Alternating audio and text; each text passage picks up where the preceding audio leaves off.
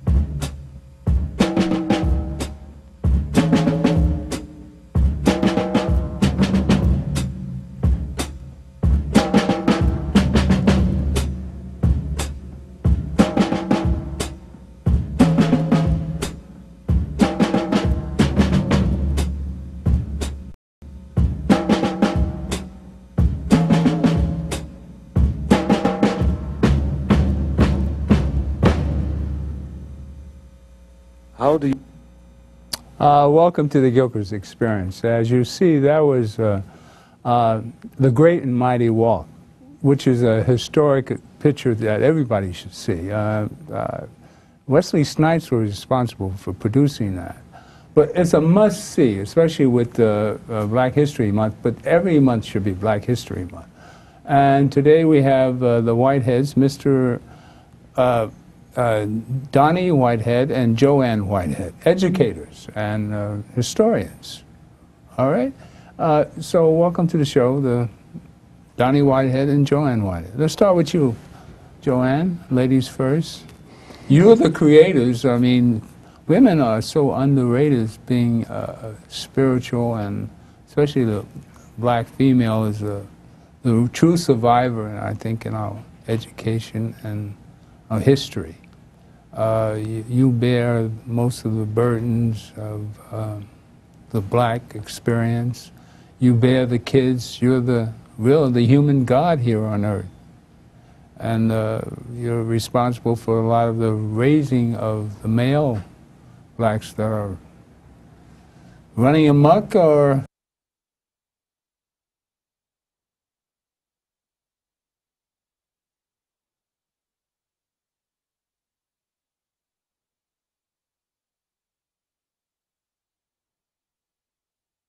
She's an angel on my shoulder today. So I imagine you've gone through the responsibility of being a Black female. Well, you know, the only thing I can say is that, you know, people tend to want to say that women raise the children or this or that, but we have to do it as a community. And we do it as a community in essence. So, you know, sometimes when we look at what's happening or what hasn't happened. And I guess what I would really like to say is people have a tendency to say the kids are out of control or this is going on or that's going on. But, you know, we really have to look at the society that we're leaving for them or that we've had them enter into. Because the things that they listen to or the things that they wear, they don't make. You know, they don't make them. You know, so as a community, not just women, but as a community, you know, what examples do we give and what standards do we try to hold ourselves to as well as them, you know?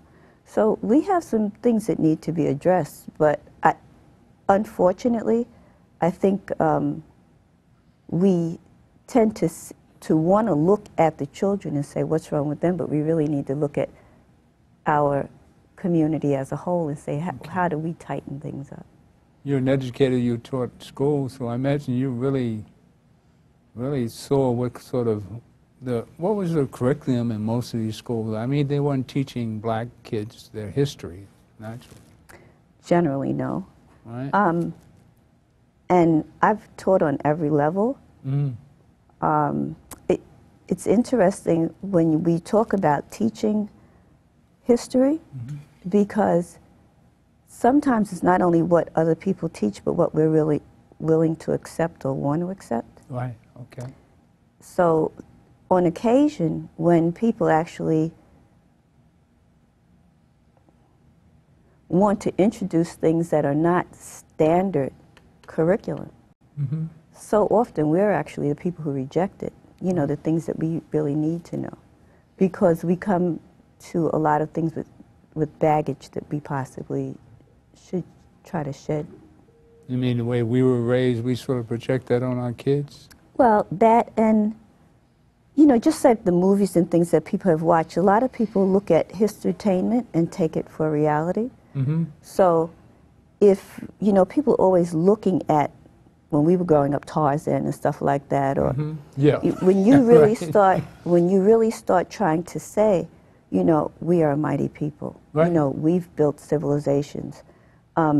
Even all the way down to the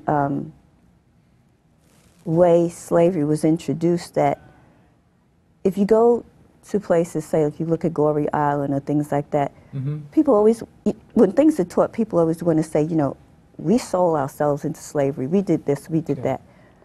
If you start traveling and you go places, say, just say Goree Island, you realize that the guns are pointed inland.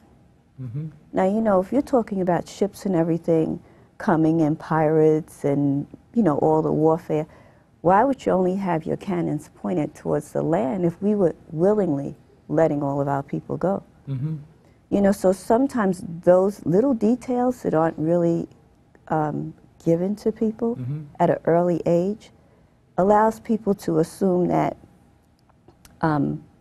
everything that isn't in place that we would like to be in place is solely our fault, and not, you know, really realizing how things are really connected. Dr. Clark mentions that history is to the people as a mother is to this child. Absolutely. You know, so as an educator, I mean, well, the mother's the first educator anyway. That's why I started off like that, you know. And to get to the male aspect of it, Donnie, we met at Clark House, and we sort of shared in our, you know, what we were exposed to as far as, you know, how we deal with each other. And one of the people I wanted to concentrate on today are Gil Noble and Malcolm X, which I think these are real heroes in life. All right. So I just want to run a piece before we go into it about Malcolm. Run the Malcolm piece and then we'll come back. We'll talk about how Malcolm affected us. And Malcolm was greatly affected by Dr. Clark. So it all ties into what we know as a people. Well, Malcolm's a little bit more updated. So play the Malcolm piece and we'll come right back to you.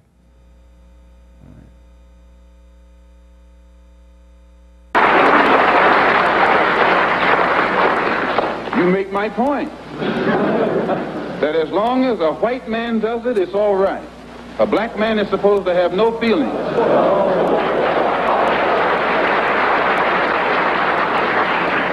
But when a black man strikes back, he's an extremist. He's supposed to sit passively and have no feelings, be nonviolent, and love his enemy. No matter what kind of attack, be it verbal or otherwise, he's supposed to take it. But if he stands up and in any way tries to defend himself, then he's an extremist.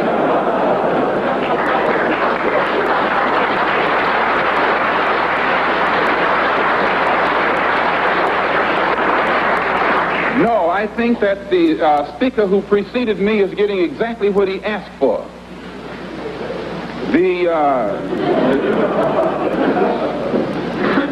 My reason for believing in extremism, intelligently directed extremism, extremism in defense of liberty, extremism in quest of justice, is because I firmly believe in my heart that the day that the black man takes an uncompromising step and realizes that he's within his rights, when his own freedom is being jeopardized, to use any means necessary to bring about his freedom or put a halt to that injustice, I don't think he'll be by himself.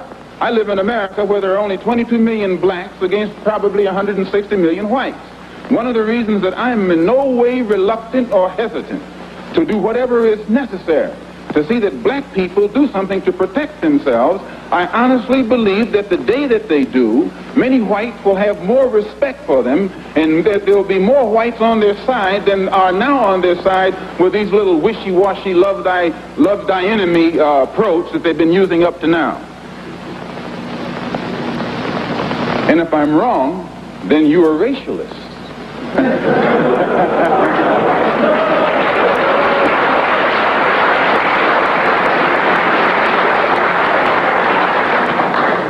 As I said earlier, in my conclusion, I'm a Muslim. I believe in the religion of Islam. I believe in Allah. I believe in Muhammad. I believe in all of the prophets.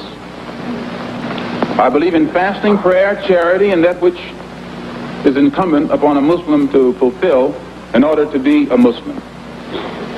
In April, I was fortunate to make the Hajj to Mecca and went back again in September to try and carry out my religious functions and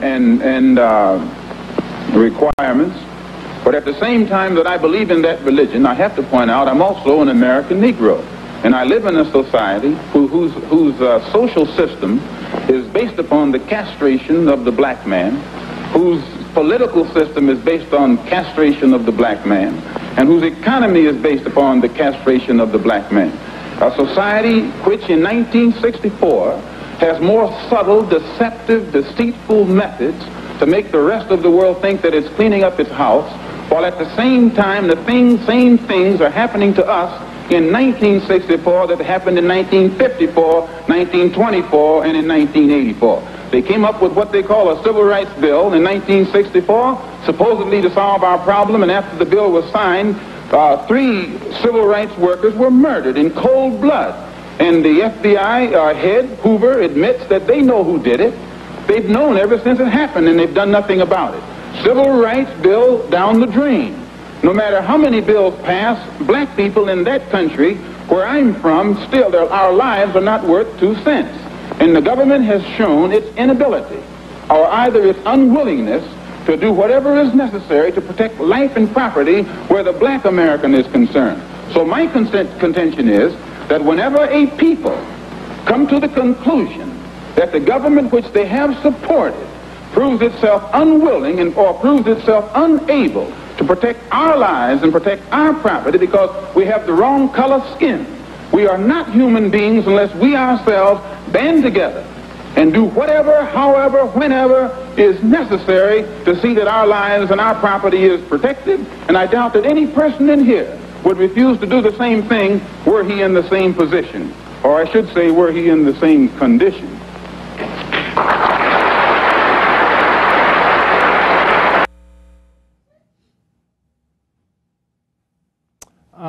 Now, can you imagine that was 1964? So that's 50 years. We just celebrated, or not celebrated, we just had the 50th anniversary, honored Malcolm's 50th year that he was assassinated. Now, that's the February following this. This is December 3rd, 1964. And he was talking like that. And at the end of this piece I show where he says, I'll work with anybody. This same speech. This is in Oxford, which Sharpton was just at 2 months ago, a month and a half ago, whatever. But in listening to Malcolm, that was our manhood. That was how we stood tall. But at the same time, we had Martin, and he was the turn the other cheek. I mean, be benevolent to your enemies and so forth and so on. We had that contrasting, I mean, I myself was 23 at the time, and I took no stuff. You know, I was rather not quite as militant as Martin, as Malcolm, and certainly not as moderate as Martin, Martin. Okay, So I'm sure you fall somewhere in there, and just give us your expression of Malcolm. Where were you standing Well, at that fortunately, time? I have we were born at a time of social movements. Right. And we never been sideline spectators. So fortunately, I know Martin and Malcolm. Okay. I had met with him. I had marched with Malcolm. I had came to New York about 52 years ago, and I used to go 125th Street and listen to Malcolm teach. You came here 52 years ago? Yeah, a little more than 52 years ago, but I met Malcolm 52 years ago. And I see the wording, depending on the audience that you're speaking to. Malcolm had a different audience. But both of them, what I have grown to understand, the fiduciary obligation of citizens. Both of them served the country well as a citizen.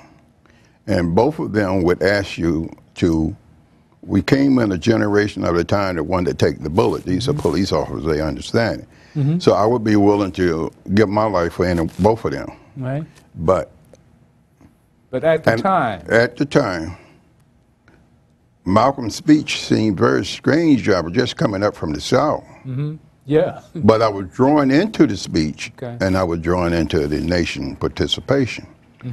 And I would say, to me, both of them represent manhood. But they were speaking to different audience. The field hands in the South needed Dr. King and the scriptures and the Bible. And the people in the street needed Malcolm. But all of them held fiduciary responsibility to the public. By that I mean, if you can vote, you should vote. If you can serve on jury duty for justice, you should serve. And if you can participate in public discussions on matter of public, you should participate. If you can, you should select the right person to be your representative. But you must be organized enough to hold that representative accountable. Malcolm tried to hold America accountable, and Dr. King tried to hold America accountable. And they done a superb job. And Malcolm pointing out the hypocrisy, and Martin King just focusing on the neglect of the poor and the masses. So, in my view, that both of them served the public well, and both of them sacrificed their life to improve our lives. So I don't really see the speech itself, because I saw tending and love in both of them. But I know the wordings were different. But you have to see much beyond the word, and you have to look at the activities of this person engaging in trying to get you to be someone. But were you eating pork back in those days?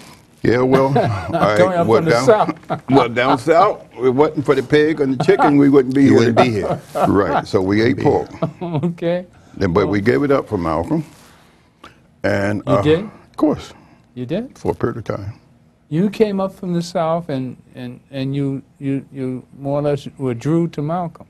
I withdrew to Malcolm and the Honorable Elijah Muhammad because we have seen a lot of negativity from the white oppressors.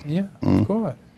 And the nation was just speaking a lot of things I need to hear, you know, black business, independence, and all that type of stuff. So how does that translate into 2015 with what you're doing? You've taught school at different levels. You worked for the Transit Authority and then transitioned out of there. How does all of that move forward now, 50 years later, with regard to what you're doing with young people? With the young people today, I think we have a really solid group of young people that we pretty much teach them their fiduciary obligation to the public. And every day, every night, I get a bunch of calls from young people, and we meet once a month, and we teach them that they have the obligation to challenge the government and make the government a better place. And that's the translation from Malcolm and King, I give it as much as I can to the young people today, and we have quite a few people. You know, when I speak at schools, it's usually about issues concerning the police, especially the high schools. And when I ask how many of you have been stopped by the police and harassed, 90% of the hands go up. And I tell the kids, I asked them, I said, do you know the reason why this is happening to you? And they come up with different answers. And I say, it's happening to you because of your parents. The what? Because of their parents. Ah, okay. If a parent knows about a danger that could befall their child, they should do something to eradicate that danger or prevent the child from falling into the snare. And So let me finish. You're putting on the women? No. That's why I I started. said a parent. I didn't say a woman. I said a parent. Okay. I said, and one thing that we've obtained in years past and are not utilizing is the vote. Okay. Now, when our parents fail to vote, they enable certain negative things in society to affect the children. We failed to vote consistently from Giuliani's election against David Dinkins, whereby Giuliani got in for 2 terms. And we're paying for it, and then Bloomberg got in for 3 terms. I tell kids, you can't be like some of your parents. You have to vote. You have to vote because that is part of the defense mechanism. Because when you elect a mayor, that mayor is going to pick a police commissioner. And you can't sit back and not vote and say it doesn't mean anything. Because if we had voted, if just the people in East New York turned out to vote, Rudolph Giuliani could never have been mayor. Response. Okay. I absolutely, well, let me put 3 things in perspective. The first is I absolutely agree with you that people should vote. People fought for that, and it should mean a lot. I think we have to talk about people voting critically. We happen to live in the district that's one of the highest voting districts in the state. Which is? Southeast Queens. No, St. Albans, Hollis area. Right? Okay. That does not right. mean that we get better services. In fact, I would be prone to say that probably at the bottom of the totem pole for services. And that's probably not politically correct way to say it, but when you want to talk about voting, and I really, I guess, should jump around a little bit because when you started out, we were talking about education, then you were talking about King and Malcolm. You know, we tend to want to segment things into little pieces, and it's not like that. You got to connect all the dots. Right. And in part, we have a tendency as a community to vote solidly, one party, one person, and when we are doing that, in my opinion, it minimizes the impact of your vote. Then the second thing, and Donald keeps mentioning the fiduciary responsibility, the voting in and of itself is not sufficient. That's just a part of it. So the reason why I'm saying that is because to a large part, a lot of people say, I voted, and they think that that is the end all. And if people don't realize that we're supposed to be living in a representative government, and unless it's not even a matter of listening to people and seeing what they want to do, but actually saying to people, this is what we expect of you, right? The way we were raised. And then holding them to that, you know, then the voting itself really isn't having the impact it should have. And when we're not talking about holding people to a certain standard, we end up with people doing just whatever they feel like doing, you know. And that, you know, goes across the board because Isn't that what the kids are doing today? in essence, yeah, to a large degree, yeah. I mean, you can't. I mean, like we were governed to the point if an adult says something to you, you better pay attention. Mm-hmm. And today, that same respect isn't there. And likewise, do most adults have that same respect and commitment to excellence that they should have? Okay. Okay? Because, you know, the one thing that I find problematic is that in so many cases, the adults use youth as their standard of what they are trying to do. They're trying to be hip. So Are now, you friends with your kids instead of being a parent? I think I'm friends with my kids, but I'm also their parent. Okay. You know, and I think that you have to be, I mean, you shouldn't be so cold that they can't approach you and tell you if something is wrong Right, or right, whatever. right. But they should still know that you're the parent. You know, and if the parents don't know they're the parents, why should the kids know they're the parents? I mean, I respond to the concept of voting. In our circle of youth, all of them are what they call county committee. In the terms of politics, the most basic level that every 400 or 500 people are entitled to 4 county committee people to represent them. They all ran on the ballot and they all became county committee people. And they participate. But in New York City, especially in the county that we live in, I think probably in most counties, that the county machine tried to control the voting process. It's almost as bad as it was down south. In other words, they said to run for district leader, both of us ran for district leaders before, you have to collect 500 signatures. Right. Yes, we collected 5,000. Okay. Yeah, and we go to the Board of Election, they try to kick us off the ballot. This is in Queens. In Queens. Oh, yeah. And so, all my people understand that voting, our district in New York State, at the time when Barack became president, we had 21 congressional districts. Barack only won 2 at the district where we live and the district up in Utica, New York. But we organized the community around Barack's election. And we monitored the polls. No one paid us, and we knocked doors. We invested on T-shirt and buttons, and kind of like getting his name out. Every elected official was with Hillary, but we organized, and in our district, we won. But the commissioners of the voters in New York State is pretty much been appointed by the county machine. And every one of them voted against me, the blacks and the Latinos, to be on the ballot. The white Republican voted yes, because we did, like I say, we only needed 500 signatures, we did 5,000. Yeah. What's the population of I know the makeup in Queens is really diverse.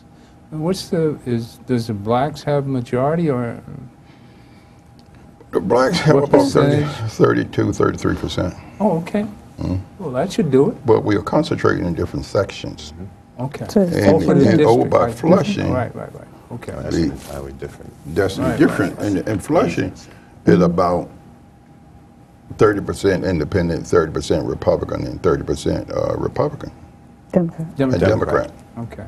So it's But a in our third. neighborhood, it's about 90% or 95% Democrat blacks.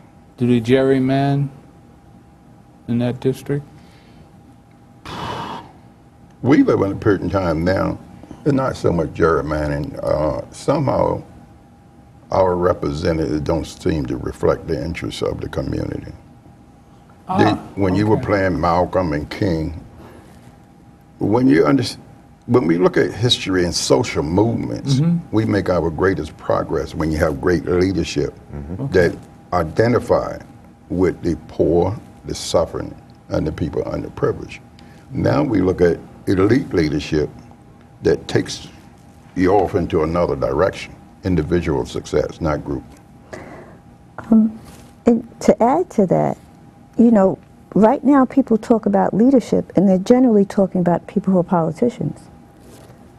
And yeah, I'm saying, but prior to that, your leadership weren't your politicians. Not at all. Yeah, they weren't your politicians. So you have to be coming from a different place. Not saying that once you become a politician, you can't have any connection, but you know, those people who are already in the system, locked in, are pretty much functioning within the system. Right. So you're saying that we should go back to the community control, teach our own, and sort of group ourselves so we can teach our children our history, so they take more pride in what they're doing, and where the adults stress excellence in what they do, no matter what it is that they do. If you're a street sweeper, be a good street sweeper. I mean, this idea of not wanting to work, and the work ethic is not there in our kids like it was in us. You know, I'm not always happy about things that our kids are doing, but I always have to look at the structure that they're living in. And when we were coming along, and I feel like I'm dating myself the whole time I'm sitting It's here. okay, we're all dated. But, you know, you went through school, and not saying that everything worked out perfectly. I'm not saying that at all. But if you wanted to work, you could work. Yeah. You know, and now you have situations where people want to call you in, and then if they decide, oh, we don't have a lot of work today, send you home. Oh. You know, Temporary. places where you're not working a full day. You know, I mean, there are so many things that situations where they want you to have 2 masters and all kinds of stuff, and then they want to pay you $20,000. Yeah. You know, so You mean you're talking about from an educator standpoint?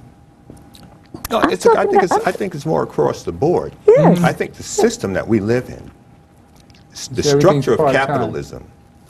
See, people get caught up in race, nationality, and a lot of stuff, and that's the smokescreen.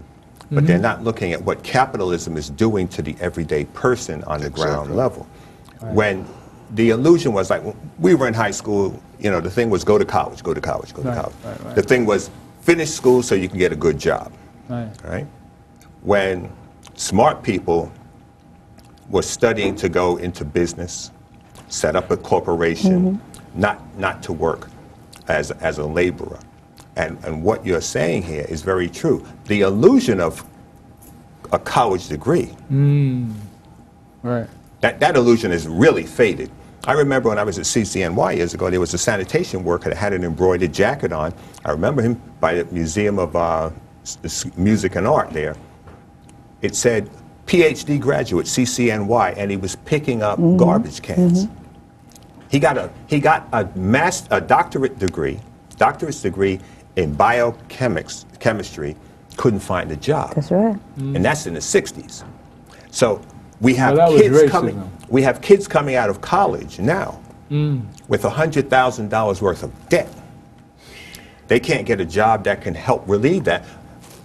And President Obama just paid off his debt a few years ago. Exactly. Right. You see, and he's doing far better than a lot of other people. They are 2 attorneys. So people go to school, or those that don't go to school. The illusion is just that. It's an illusion. So we have to be creative within the community. I was talking to some guys that said, look, you don't need to go look for a job. There's plenty of money in front of you. You're in Bed-Stuy. I said, look at all the iron work on these houses. You don't need a degree to paint. Get a can of paint, find the old lady on the block, offer to paint the railings on her house. Get some emery cloth, some navel jelly to take the rust off, some metal filler, and you work meticulously on her stoop and the railings around her house. And you do it for free, because that's going to be your advertising. And then you go from there, you can work for yourself. You take off in the cold months. Exactly. All right? But you don't throw your money away on liquor and cigarettes and different. Save your money and then build a team up. No, I said, you will never get You'll never finish painting that all the kid needs a parent to fences. tell him that. But I'm saying, you know, but this is a paradigm shift that the entire community needs. Because what he's speaking about is how, you know, people can come together to a way that they can survive in this arena. Right. Because we're looking at, you know, people like to talk about college graduates, this or that. Our son-in-law was a construction worker. So all of a sudden they start talking about, you know, people don't want to work. And he's been working for years. You start bringing in cheap labor, you know, and then you don't say to him, you're fired. You say, you know, you're laid off. So, you know, now you're supposed to sit in the house for forever. And so you decide you don't want to do that, you go find another way to survive. But I'm saying that, you know, we have people in every strata who are dealing with the same thing. Right. And I have a lot of people, even my daughter right now is talking about the fact that, you know, Ma, you know, here I am, I'm coming out of college and everything. My friends have just decided to, you know, to stay home and work, you know, or maybe try to do civil service or this, that. And that's not negative. I think every job is, you know. But she's saying she went to college and she's coming out with a degree trying to figure out how to work in debt. And people who didn't bother, you know, some of them are working, some of them aren't. But it's, we've kind of turned everything around where those things that we claimed were your way to be progressive aren't necessarily working for the greater number of people. They cut into the rungs on the ladder, and as you step on them, they collapse. There's no doubt Well, about you know, it. what's brought all this to reality is technology. You know, technology has come in such a force that has eliminated a lot of the stuff that we used to be able to do, where manual labor was, you know, readily available. I mean, a lot of things you could do. But with the technology of today, that you just have to be smart on your, I mean, you get an education on your smartphone. Really. See, but what the American patriots have done, the businessmen, they have moved business offshore. Yeah. That's the Because bottom line. they're not paying taxes. Right. They wear those flags on their lapel, but they're not about being patriotic, so that's an illusion. You're really crazy if you believe that nonsense. And when they bring money back into the country, when they repatriate $1 million or $10 million, they're only taxed 10% as opposed to the corporate tax, which is more than twice that rate. And that's why they do it. So now with that, jobs have gone. The retrofitting of factories have disappeared over the last 20 years. Even if you move the factory here, you now have to train an entire labor force to work this new machinery that's out here, because the laborers that we had in our factories, they're no longer, you know, they're no longer qualified to handle the new machinery. So it's a problem, and they did this intentionally. Of course. Well, I would even like to take this a step further, and that's the fact that there are jobs still here. Intentionally, we've created the prison industrial complex because you cannot find a corporation in America, and let me change that, because absolutes always get you in trouble. There's maybe 1, 2, 3, but you have so many corporations in America, government as well as private, who find that it's much cheaper to have a person who's in prison working than it is that person outside. So the jobs would be here if you wanted to pay somebody a decent wage. And they don't. They don't. Because most all of the young people we work with, they're all college graduates. Some of them are nurses, but most all of them are looking for a job. They put them on part-time without benefits. Well, let's talk about the school that you're running. Just give us more information about it. You know what? We tend to do things, I would say in-house, and people always want to say, did you organize this, did you do this, did you do that? And we tend to do things as family? Yeah, as it happens, kind of, you know. All right. So to say school per se, I don't know whether we would want to say that. Well, you mentor a lot of people. Yeah, we mentor a lot of people. Because we had a guy at Clock House that came up and said, yeah, oh, you got to talk to Donnie. He's good. He taught me well. Well, this is what we need, you know. We need to, we need teachers. We need to mentor each other. My biggest complaint is how we treat each other. And the reason why I bring up Malcolm is because there are so many rifts between us, and that's part of Malcolm's demise, is how we treated each other. Well, let's go to Gil Noble for a second here, and I want you to, because Gil Noble had a birthday last Sunday, and I neglected to mention it, and so I want to bring my hero. This is the reason why I sit here. This man I admire and respect so much. I mean, there's so much stuff that he's done in the past, and so much.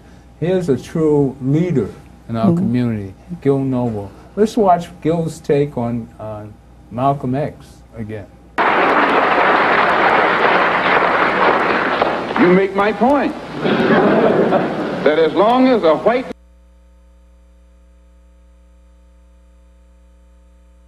the media's coverage of awful. Malcolm versus the real deal. It was awful. And so I learned about Malcolm, and I realized that I had been had. I realized that you I had bought what the media had told you. Yes, I bought it, hook, line, and sinker. But when I heard Malcolm's entire presentation, everything fell in line, and it was logical. And it made me understand that there's no sin in being angry. In fact, if you're not angry, there's something wrong with you. And why do you think Malcolm was killed? I think there's real issues. I think that there are a number of reasons why he was killed. And it's a very, very painful reality that we need to deal with. He was a threat to America's global ambitions. He had done a lot in Africa to awaken the African countries and let them understand that they should not be victim of the courtship that American businesses were engaged in, the Peace Corps and all these things, because they don't love you. They want your minerals. If they did, look what they're doing to us, and we're your brothers and sisters. Look what they're doing to us in, you know, Mississippi and whatnot. And so many of them began to quote Malcolm on the floor of the United Nations, ironically.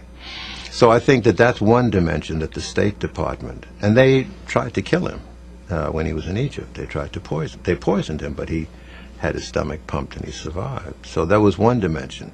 Then there were the authorities here in this country that also wanted him to leave this life. And then there was a lot of factionalism within the Nation of Islam.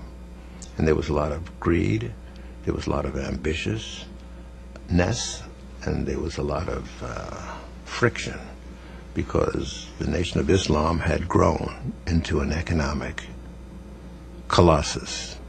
And self-sufficiency. They were self-sufficient. The same things that your parents practiced. Exactly. And they were a threat. They had their own schools. They had their own religion. Food. They had their own name, their own diet. They were self-sufficient. And that was a threat. Big time. And so I think that there are some people who were in the nation who... See, many of the people who had been fished by Malcolm into joining the nation had been on the street like he had. And a lot of them, as the money started to come in, some of the old temptations began to take over. I interviewed a man, Talmadge Hayer, in prison, and he told me that he thought that Malcolm was a hypocrite and that he was wrong in bad-mouthing Elijah. He told me this on camera. And he told me how they went about assassinating him and, you know, how determined they were to take him out. He really believed it, you think? Oh, he really did. He thought, and the more Malcolm protested, the angrier they became. And so he took me right through. He was one of the gunmen. He had a pistol, and he described how there were 3 gunmen. 1 had a rifle and 2 had pistols. He was one of the gunmen. The rifle went off first and struck down Malcolm, and then the 2 men with revolvers went up to the stage and emptied their revolvers. And he told me that he was convinced that he had done the right thing, you know. And I asked him, I said, in your life, have you ever so much as spat at a member of the White Citizens Council or the Ku Klux Klan? Or did you ever smack one? And he dropped his head and he said, no. Did he understand the meaning of that question, do you think? I made it clear. But he said that it wasn't until years later, while in prison, that he came to understand that Malcolm was not lying, he was not wrong, and that there was corruption. And he had a nervous breakdown in prison because he realized that who he had taken off. Yes, exactly. You know, so I mean, this was just a very, very painful experience, and it's something that we are not yet wrestling with. I don't want to get overly philosophical, but I just wanted to respond to your question that Malcolm had a tremendous impact on me after he was dead. Afterwards. Yes, because after that I became hungry to get this story and learn more about this extraordinary man. Alex Haley just came out with the book soon after the assassination. Got to know Alex, became very good friends, and I got to know Betty and the whole family, all of his, and so I began to fill out this cavity. I had this rich nourishment from Martin, but the cavity that my ignorance had created with Malcolm was beginning to be filled in. And then even more significant, I think, were the role that the students played. Yes. Because I think that that's something that today's students don't really understand. You know, that was exactly my reaction to Malcolm. You know, I didn't understand what he was doing. I was eating pork and I was running around, and I didn't quite hate white people as much as he did or projected, because I was born in the North. You know, I had a different take on it. In the 50s, the Jews were mentors to us. I mean, those are the nice white people. So there were plenty of Jews in New York. And I was mentored by a Jew at 12, 13, 14. And so I had a different view of white people. But Malcolm scared me too, because I was thinking integration would work. You know, I didn't have same age as Emmett Till. So I saw Emmett Till. I was 14 when Emmett Till was killed. So, I mean, that was madness down south. I mean, we had the same thing in New Jersey, but, you know, New York was, racism was a little different here. But talking about Gil's interpretation of Malcolm, now, did you see any of this corruption? Now, I met Reverend Kenyatta. Charles Kenyatta? Charles Kenyatta. Him and I still put on a program on Sundays at 5 o'clock. So I got to know Malcolm that way, all these years later. And then I learned from Kenyatta that Malcolm was an honest man. He was fair and honest. So all these other stuff that I'd heard about him, because I was alive and well when Farrakhan was talking down on Malcolm, and I couldn't understand it. It was just a complete confusion for me. But years later, then I come to learn out what the real deal was. I mean, any savior or Elijah Muhammad having 6 or 7 young girls and giving them babies, back in those days, that was unheard of. Anybody black or anybody, I mean, but for them to dismiss that and call Malcolm a traitor, that was just black on black crime. That's the way we treat each other. Well, I would look at it a little different. You know, people have different experiences in life. Exactly. Fortunately, we have been able to, let's say you have 3 different sects in the Nation of Islam. Those are the ones who were brought up in the street, Right. with pretty much without guidance. Then there's the ones who are regular working class people who joined the nation because they believe in independence and black nationalist thought. And then there's those who envy and jealous a position and power like we have today. But we know many of them from all different sects. Minister Seven Acts, he was a minister along with Malcolm in the Nation, and he's still good friends of ours. And he lives in Atlanta, and he comes to New York, he's been stopped by. But then those people who are, like I say, envy and jealousy, and which cause a lot of grief. And then there's those who were just brought up in the street without proper guidance. Right. So when you mix all of that together, you're going to have a lot of conflict. Many groups is hard to Well, get that's along black with. people, period. I mean, That's people. That's people. That's people. That's not a black thing. That's a That's- human. That's part of the What we're human talking experience about. of all Right. groups. But I met a lot of good people in the nation, Okay. and I still know some of the elders. And matter of fact, brother, I said my life with Malcolm. Mind me, give you a book. He just published a book on his life with Malcolm. Minister James 7X. He was kind of like one of the guys who helped Malcolm when he first came into the Nation of Islam, and he's still well and doing good. And he's still close to Farrakhan. But we also close friends, so I'm just saying. But I do know some of them that were call a unit and meet and start a fight. There's no doubt about it. Well, Kenyatta related a lot of stuff to me about what happened during the Charles nation, you Kenyatta. know, and how he actually turned Christian after a while. Yeah, I know Kenyatta. He came back to We Christ. know. Well, what do you think about us? You know, there are a lot of people, myself included, that have been in so many different movements. Mm-hmm. And people like to say, you know, like, I left this because of that. But, you know, sometimes people are attracted to things because at that time, they seem to be doing something that is going to benefit the community. Right. You know, and if that usefulness or if your ability to relate to that, you know, diminishes, then, you know, you move on to something else. But it depends on if there's, you know, why it was chosen in the first place. And a lot of people went to the Nation because they were talking about independence, because they were Right, talking about, not because it was a specific, you know, belief system. And, you know, even in the Nation, it was if you say this enough times, you know, you'll probably believe it. But everybody didn't come in believing something. But, you know, throughout this entire conversation,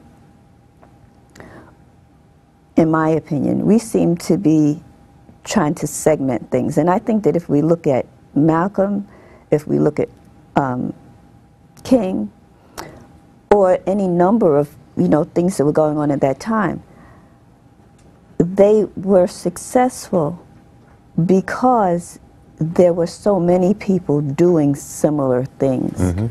Maybe for, you know, you might be coming at it in a slightly different way, but the objective is, you know, how do we push this country into being better? Absolutely. And how do, you know, we do our part?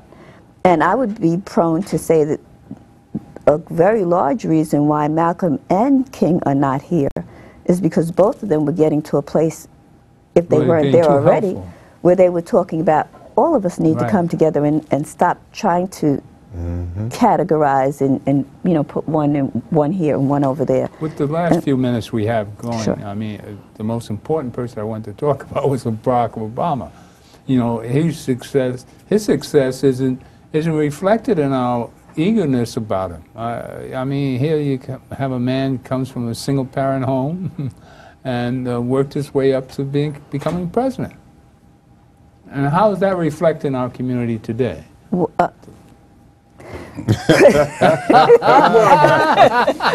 Why isn't he our hero?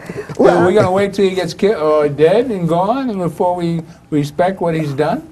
Well, like I said before, my point being that we always wait till somebody dies and then they're great. Well, you know, we let me say, have, you know, you can say. okay. Well, with Barack Obama, I believe that the first time I heard him in 2007, we organized to help him become president. And we did everything. We traveled from Carolina, Virginia, all over the place, helping Barack Obama, okay? And many of the young people got very active, involved in politics for the first time. But I think that we shift our understanding of community service when we focus on Barack. Our fiduciary obligation to the public, our job is to create history when we're working with Barack Obama, the history. We create history. Then other people's job is to critique history. But we wasn't there to critique Barack. But now a lot of people got into the analysis of Barack. But I think once the person get the office that we're working with, our job shifts and even become harder. Our job is try to do whatever we can to keep them in a sense of integrity and a sense of proper representatives. Anytime you have presidents that are known well in history, like the Abe Lincolns or Lyndon B. Johnson, they have a major, major social movement that mentoring them into greatness. I mean, Abraham Lincoln is surrounded by Fred Douglass, Sojourner Truth, Ada B. Wells, Harriet Tubman, Martin Delany. All of these are his mentors. Can you imagine in the 60s with King and Malcolm and everybody pressuring? You know, Adam Clayton Powell, SNCC, So, it's unfortunate. NAACP. Yes, it's very unfortunate that Barack came at a period in history where we have no social movement.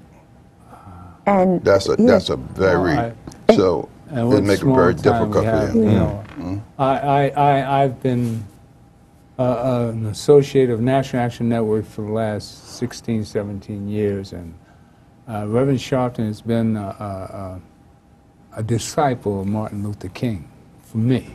Okay, For but me. I mean, I've videotaped him for the last 16, 17 years. And we'll all have an opinion about Reverend Sharpton. But I think history will show. Of course, we always have to wait till somebody passes before we really have the constructive criticism and history. Well, I'm sorry that we've run out of time. I wish we had another half an hour. Maybe we should do a second show. But here at the Gilchrist Experience, we've had Donnie and Joanne Whitehead. Whitehead. Thank you. You're welcome. And thank you. it's been a Gilchrist Experience. And thank you for coming. Thank you for And having me. we'll see each other at Clark House again. Yes. I forgot to bring you your copies. But again, the God in me loves the God in you. And stay tuned for much more about Black history. And next month is Women's History Month. And we'll bring some other interesting topics. God bless. God bless. Thank you for coming.